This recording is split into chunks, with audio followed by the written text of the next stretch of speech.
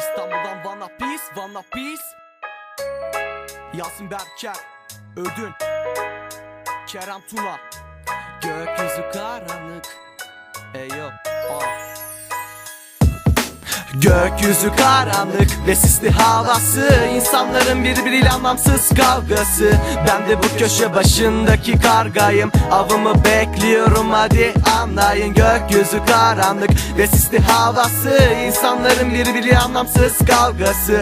Ben de bu köşe başındaki kargayım, avımı bekliyorum hadi anlayın. Söyle cehalet neden bu surda kapın açık ve çölde beklediğim bir damla suydu istediğim ısın. Kafan nasıl, güzel mi ha, yoksa hep susar mısın? Alıştım artık birine yok demek ve çok tutarsızım. Bir gökdelendeyim bulutların ardında yükselen, küsen bir güneş görmedim ve yok küsüp ışık veren. Ömür biter sanma, yok bir derdin tanrım, umut yok çünkü savaşıp hep yenildim artık. Ödün zorlasan da kim anlar, kimindi gizli planlar? Gemini çevirip önüme bakarım, amacım yeni bir tur atmak. Çok mu sert bu hat, hatalarındır anahtar. Ben karanlıkla boğuştum, sen aydınlığa merak sar. Sahtedir gülüşler eskidikçe dost, unut gitsin. Zevke tabi tutulduk be oğlum, kalabalık bir boşluk içinde kendimle çeliştim. Çok zor dostum, işte bu yüzden bu çelişki.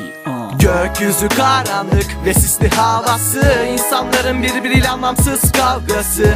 Ben de bu köşe başındaki kargayım, avımı bekliyorum hadi anlayın. Gökyüzü karanlık ve sisli havası, İnsanların birbiriyle anlamsız kavgası. Ben de bu köşe başındaki kargayım, avımı bekliyorum hadi anlayın. Artık değiştim, neden mi sadece geliştim? Tepkim aynı, hep sokakta kavgalara giriştim. Bu parçada dirildi ölü, ben bir ateşi sönmüş gülüm. Yok ki dünüm yarın güler, hayat küsmüş bugün. Kuru gürültü insanlar, girdik çıkmaz yola.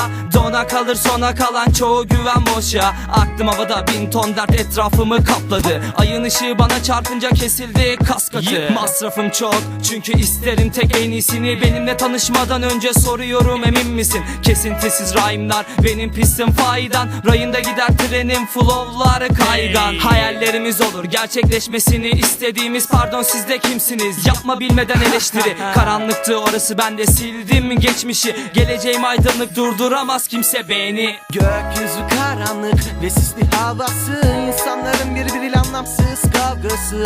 Ben de bu köşe başındaki kargayım, avımı bekliyorum hadi anlayın. Gökyüzü karanlık ve sisli havası, İnsanların birbiriyle anlamsız kavgası.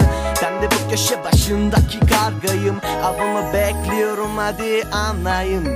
Anlayın, anlayın. Hadi hadi hadi hadi anlayın. Anlayın, anlayın. Hadi hadi hadi hadi anlayın.